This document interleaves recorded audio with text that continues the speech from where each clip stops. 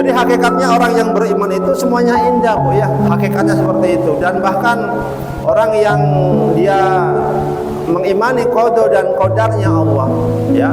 Orang yang beriman yang mengimani qada dan qadarnya Allah itu dia akan berpikir bahwa semua ini adalah tujuannya adalah untuk kebaikan kita. Allah menentukan apapun.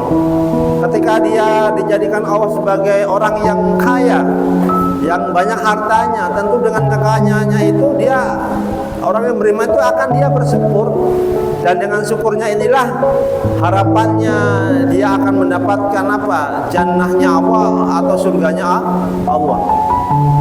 Dan kebalikannya, seseorang ketika ditakdirkan oleh Allah menjadi apa?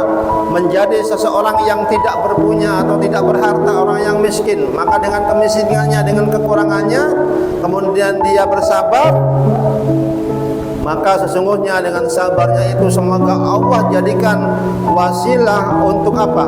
Untuk mendapatkan surganya Allah Subhanahu wa ta'ala. Dan maka orang-orang yang beriman itu ketika dia menerima dengan hati yang lapang dada takdir Allah Subhanahu wa ta'ala, maka disitulah kebesaran hatinya, keluasan keimanannya. Dan bahkan para ahli ilmu ada yang mengatakan bahwa aku cinta dengan apa? Dengan takdir Allah.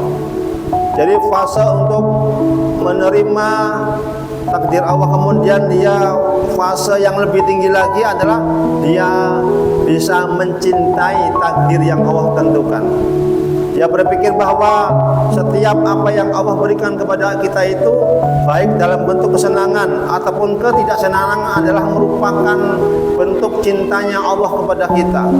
Maka orang yang sudah cinta dengan takdir Allah itu merupakan tingkat ilmu mungkin yang jarang orang miliki, ya. Dan itu pun kita bisa pelajari ketika semuanya itu dijadikan kita sebagai apa? Pelajaran buat kita untuk apa? Untuk senantiasa ridho dengan ketentuan Allah dan ridho dengan pasangan kita masing-masing.